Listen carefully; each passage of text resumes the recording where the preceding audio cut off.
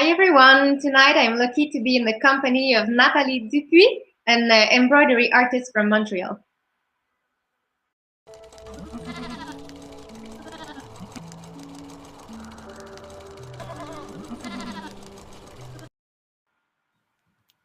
Good evening. Good evening, Natalie. Ooh, I was scared I wouldn't see you. I see you now. You're there. Thank you for agreeing to be with us tonight. I'm very lucky and happy to be speaking with you. If you want to, maybe we can dive right in because it's a very short amount of time. Maybe you can talk a little bit about your background as an artist and how maybe you discovered embroidery and how it all evolved to where you are now. Sure, yes.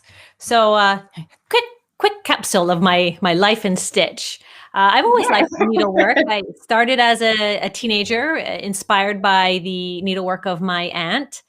And then when I was approaching motherhood, I decided that I wanted to take needlework a little bit more seriously so that I could make beautiful, potentially heirloom items for my children. So I started to take some more serious embroidery classes at the Royal School of Needlework in England, where I used to live. And then from there, I realized that I really, really love embroidery and that I wanted to teach embroidery. My background is in education. I was a school teacher in the international school system in France and England for a long time, and also within Canada.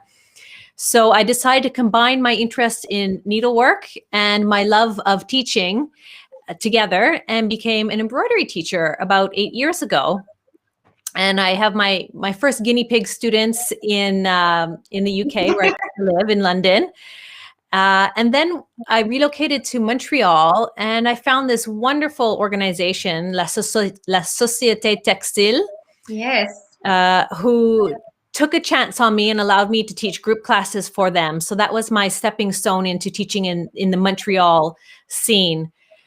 And I started off with teaching basic classes. And then I realized that there's actually quite a few people who are teaching basic embroidery. And with my experience in curriculum design and my interest in metal thread embroidery, I decided I was going to specialize.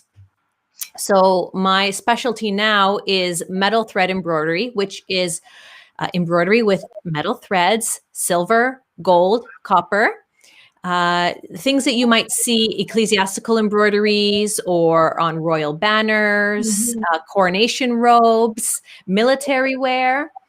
So this is a very traditional type of embroidery, but very bright and blingy and has a fabulous history of where it's been used. But I've taken that and I've turned it into some more modern designs and finding ways to add more color to this metal thread embroidery and more appealing designs. So whilst I teach really in-depth courses about the history of metal thread embroidery, I also have a lot of new designs that take metal thread embroidery and put a twist on it. Yeah, because you have like two sides in your practice. You have the teaching side. Maybe we can talk about this more after. But for your own arts practice, so you started embroidering, I'm sure, maybe with a few simple points. I did. Stitches, sorry, not points, stitches. Yeah. And it somehow evolved to something more complex and, as you said, with metal and everything. So how did you discover this new technique and how it started to appear in your own work? Right. So, by taking classes, of course, you start to see samples of other pieces of work that are done. And the more classes you take, the more informed you become about this book or this magazine about embroidery, and you start reading them, and that's when you see pictures of things that you might not have even known existed, because it's not like you see embroidery in your day-to-day life all the time, right? Particularly specialized forms of embroidery. So I think while you're learning, if you're interested, you're keen, you start looking at other sources. So I subscribe to a magazine called Inspirations Magazine, and they have all kinds of types of needlework in there, embroidery. And that's when I discovered gold work, which is the name, the technique name for embroidery with metal threads. It's called goldwork. And I saw some pictures in there. And then I attended a course, a goldwork course in Toronto. The Embroidery Association of Canada has a seminar every year where they offer courses in all kinds of different techniques of embroidery. So I signed up for a metal thread course there with a fantastic teacher. And I said, you know what? I'm going to do this. I'm going to teach this technique, and I'm going to teach like this at this organization. And motivation. yeah, I had to upskill myself. And a few years later, there I am. But it's really, for me, I get a lot of inspiration by looking at images, and an image it could be an art book. It could be a magazine article on something that it could be a crochet piece, but I'm reading the article about it, and somehow an idea just comes to my mind. You know what? I think I can do this in metal thread embroidery. And then you have a little play around with drawing some designs and gathering ideas. And voila, a new idea comes along in metal thread. Because we can't see right now, we can only imagine, but you have a way with color theory that is so nice. And I love how you start from a picture, and then you decompose it to this simplest expression, and then it becomes your work. And you can still feel the energy of the piece. You still feel the impression on your work, but it's two separate. It's like a dialogue between the two. I really like it. Thank you. Yeah, I know what you're talking about. Is I was looking at a painting, and I said, you know what? I think I can use the colors in this painting, and and deconstruct the painting, and just think about it from a color perspective, and use that palette in a new piece of work that's like a tribute to the original inspiration. And just being conscious of where color inspiration comes from, and different sources that we can get our inspiration from for color. So I do find that color is something that a lot of needleworkers they're a bit afraid of, a bit intimidated by. So I'm trying to think of ways to teach color and needlework together in a way that makes it accessible and makes people want to make their own color decisions instead of just copying. Yeah, I saw an example that you made, I think, with your students from a single picture. Either you take all the pictures of the colors of the picture in terms of the percentage they are in, or the from darkest to lightest, or from. It's so nice, and it gives such a different result every time. And or even from emotional impact for yourself. Yeah, that's it. Which color is most important to you. It is really fun to think of color and all the different dimensions and angles that you can approach it for in your own work. Yeah, that's it. And also, I don't know a lot about the embroidery, and it was the first time I saw metal embroidery. I'm sure of it. Okay. And I love the 3D effect that you can get, and the texture it gives, and it's very, very interesting. Yeah, metal thread embroidery traditionally will have a lot of padding and layering. Lately I'm working a lot more flat and focusing on color, and then the different effects that I can get with color. And it might be possible that some people don't even know what metal thread embroidery is. So might I just show an example here? Do you have an example with you? Yeah. So yeah, sure. This is, quite a modern take on goldwork embroidery. So these are all traditional threads, obviously not the steampunk aspect of it.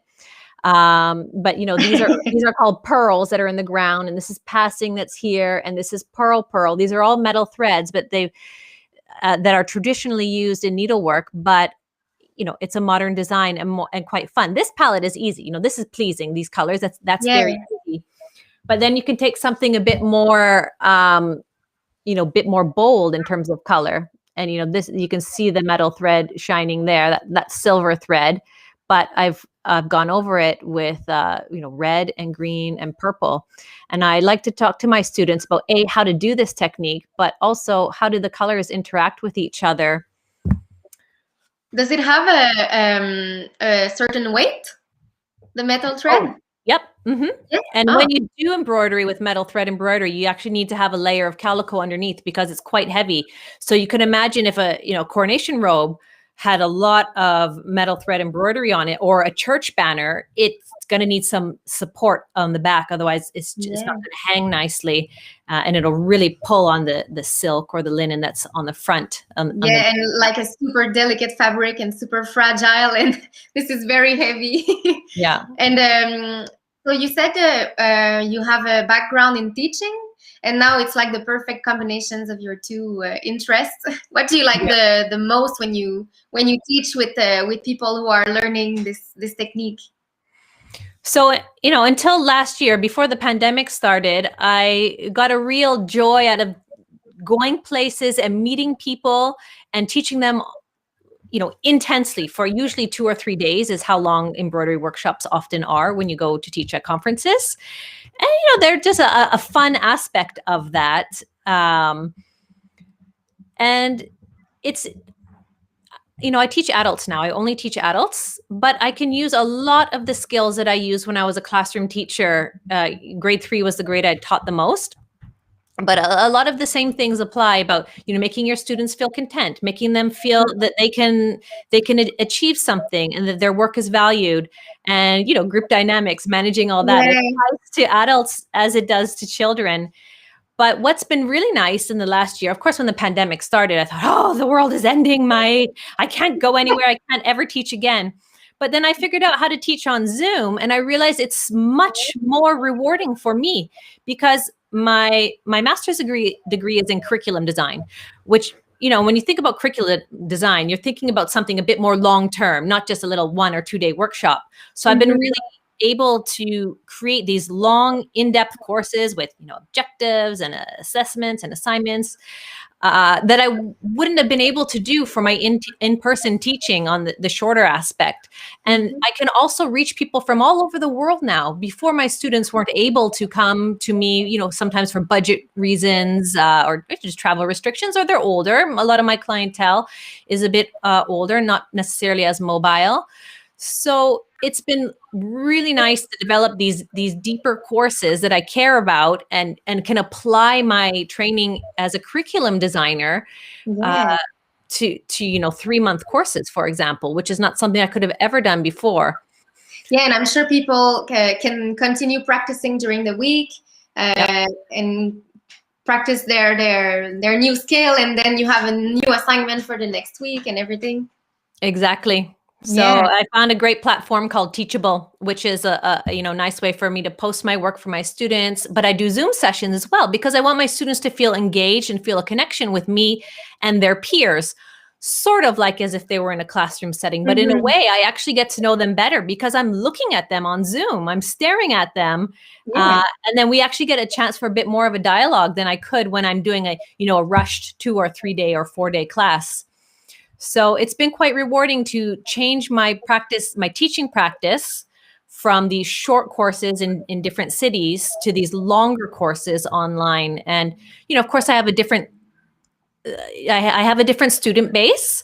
But when, things open up again, I will still continue to teach online. Maybe I'll do some in-person classes, but I really am enjoying this online teaching and getting it really into something.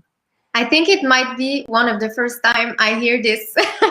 That Zoom was a revelation for a new way of doing things. Sometimes it's only an in-between or waiting that it comes back, but it's super nice that it just really worked for you.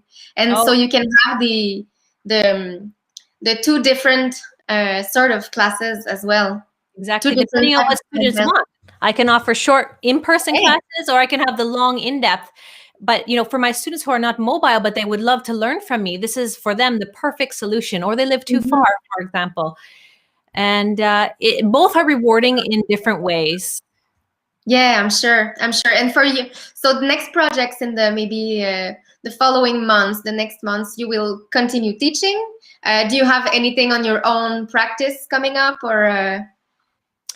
For me, my practice lately has been, I'm inspired by something, and I think, how can I make this into something I teach, because I only teach what I really love. I don't necessarily teach, like I might say to myself, oh, there's probably a lot of students who could learn how to do this technique, but I don't love that technique. So I'm not going to teach that. I'm only going to teach what I love and what I've created myself and I think is beautiful. And I can somehow share that with my students. So my latest, inspiration is I'm looking at military ribbons and the color choices that are in them. And I thought, how are these designed? If I was asked to design one and incorporate some metal threads, how would I do that? So that kind of course idea is in development right now. Mm-hmm. And adding your own touch to a traditional design. Yeah. Very, very interesting. And so I'm sure if people are interested by following one of your classes, they can go on your website and they'll find everything over there. Yeah. I really encourage people also to go check out your Instagram page. It's very, very nice, very colorful, lots of props and questions and ideas, and it's very compelling Instagram page. I really encourage everybody to go check it out. Particularly if you don't know what metal thread embroidery looks like, you just spend some time there and you say, oh, okay, that's how some metal threads can be used. Maybe have you seen this design of mine? I thought it was like big like this. Oh, it's just a little brooch. In the picture, I thought it was big. 3 centimeters. And that's metal thread embroidery. It's just a metal thread couched in the round with colors. So it's a very simple design. A color wheel is very basic, but you can make it wow when you add in some metal thread. So on my Instagram and Facebook page, I try and show wow ways that metal thread can be that's color. It. Yeah, it's a super small project, but I'm sure it took it forever. But it makes a big impact. Yeah, exactly. So if anybody is interested, I really, really encourage you to go check out Natalie's page on Facebook and Instagram. And Natalie, maybe we will see each other at Twist at some point. I hope to come and teach again. It's nice to teach at your Twist Festival is really something special. Yeah, well, thank you very much to being with us tonight. I really enjoyed our time and hope we see each other in the future soon. Thank you very much, Natalie. Take care. Bye, everyone.